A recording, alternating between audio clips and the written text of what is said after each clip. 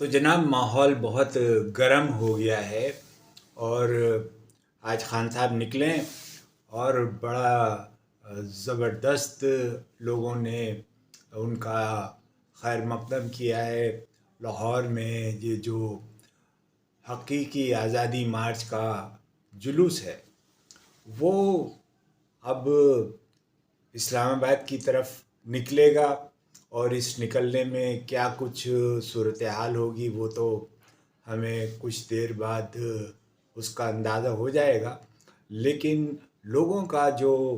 والہانہ انداز ہے، جس طریقے سے لوگ اس میں شامل ہو رہے ہیں اور جس طریقے سے لوگوں کے جذبات ہیں، وہ اس بات کا اظہار ہے کہ لوگ جو ہیں وہ عمران خان کے ساتھ ہیں اور ان کی قیادت پر اعتماد کرتے ہیں اور ان کے بیانیے پر یقین رکھتے ہیں اور اسی بیانیے کو لے کر وہ ان کے پیچھے چل رہے ہیں۔ اب دیکھنا یہ ہے کہ یہ معاملہ آگے کہاں تک بڑھتا ہے۔ گزشتہ روز جو پریس کانفرنس ہوئی، اس پریس کانفرنس پر اب ہر طرف سے تبصرے آ رہے ہیں اور بہت سے ایسے سوالات اٹھائے جا رہے ہیں جو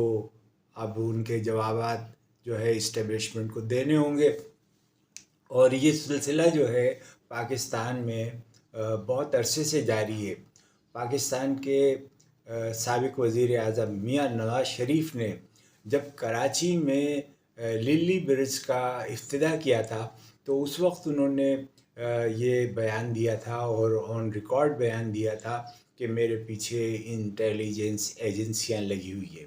ملک کا وزیر اعظم جب یہ کہتا ہے کہ میرے پیچھے انٹیلیجنس ایجنسیاں لگی ہوئی ہیں اور کوئی اور نہیں، میاں نواز شریف خود کہتے ہیں، اور بے نظیر بھٹو کی جب حکومت ختم ہوئی 1988 میں تو انہوں نے بھی یہی الزام لگایا کہ میری حکومت ایجنسیوں نے ختم کی ہے، میرے خلاف ایجنسیوں نے کارروائی کی ہے۔ تو اس ملک کے اندر جو ہے یہ الزامات تو ہمیشہ سے لگتے رہے ہیں اور ان کے پیچھے کتنی حقیقتیں ہیں وہ تمام لوگ اچھی طرح سے جانتے ہیں۔ آپ کو یاد ہوگا کہ جب الطاف حسین کے خلاف کارروائی کا فیصلہ کیا گیا اور انہیں سائیڈ لائن لگایا گیا تو پھر ان کے خلاف پورے ملک میں دور دراز علاقوں میں، ایسے علاقوں میں جن کے نام بھی آپ نے کم سنے ہوں گے، وہاں ان کے خلاف ایف آئی آر درج ہوئی تھیں، اور یہ ساری ایف آئی آر ابھی بھی ریکارڈ کا حصہ ہیں۔ تو یہ کون لوگ ہوتے ہیں جو راتوں رات اٹھ کر ایک دم ان کو خیال آتا ہے کہ یہ شخص جو ہے وہ غدار ہے، یہ شخص جو ہے ملک دشمن ہے اور اس کے خلاف ایف آئی آر درج کرانی چاہیے۔ ارشد شریف کے ساتھ بھی یہی معاملہ ہوا تھا۔ یہ ان کے خلاف جس طرح سے مختلف تھانوں میں ایف آئی آر درج کرائی گئی، خود حامد میر کے خلاف بہت سارے تھانوں میں ایف آئی آر درج کرائی گئی۔ تو ہمارے ملک میں سیاستدانوں کے خلاف، صحافیوں کے خلاف اس طرح کی کارروائی ہوتی رہتی ہے جس میں وہ اپنے آپ کو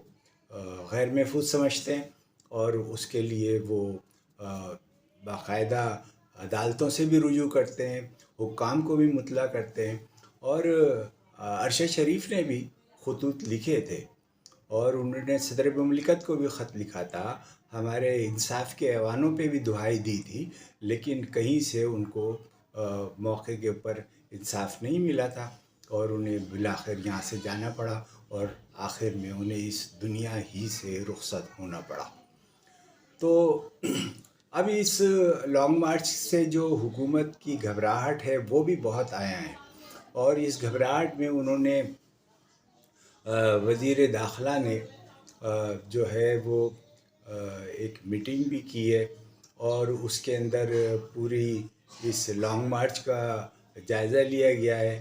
اور انہوں نے ایک بہت طویل مراسلہ جو ہے پاکستان کے تمام سرکاری افسران کو لکھا ہے اور اس کے لیے تمام محکموں کو اور اداروں کو اس بات کا کہا گیا ہے کہ سرکاری ملازمین اس احتجاج کا اور اس ریلی کا اور اس مارچ کا حصہ نہ بنیں۔ یہ ایک انوکھا سا مراسلہ ہے جو اس موقع پر جاری ہوا۔ نامعلوم کیا وجوہات ہیں اس کے پیچھے، لیکن لگتا یہ ہے کہ ملک کے حساس اداروں میں بھی اور ملک کی وہ جو ایسی لازمی سروس کے لوگ ہیں ان کو بھی متنبہ کرنا ہے کہ وہ اس سیاست کا حصہ نہ بنیں۔ لیکن ماضی میں بھی یہ دیکھا گیا ہے کہ بہت سارے لوگ جو ہیں وہ اپنے انجام سے لاپرواہ ہو کر ان چیزوں میں حصہ لیتے ہیں اور اپنے جذبات کا کھلی طور سے اظہار کرتے ہیں، اور موقع آنے پر وہ اپنی سرکاری ملازمتوں سے استعفے بھی دے دیتے ہیں۔ تو یہ تو صورتحال ہے، اور یہ اس بات کا اظہار بھی ہے کہ صورتحال اتنی آسان اور اتنی سہل نہیں ہے، اور حالات اتنے اچھے نہیں ہیں۔ اندرون خانہ بہت ساری معاملات ہیں جو چل رہے ہیں، تو ابھی یہ دیکھنا ہوگا کہ اس سلسلے میں آگے جا کے کیا ہوتا ہے۔ روز آ جاتا ہے سمجھاتا ہے یوں ہے یوں ہے، تم محبت میں کہاں سود و زیاں لے آئے، عشق کا نام خرد ہے نہ جنوں ہے یوں ہے۔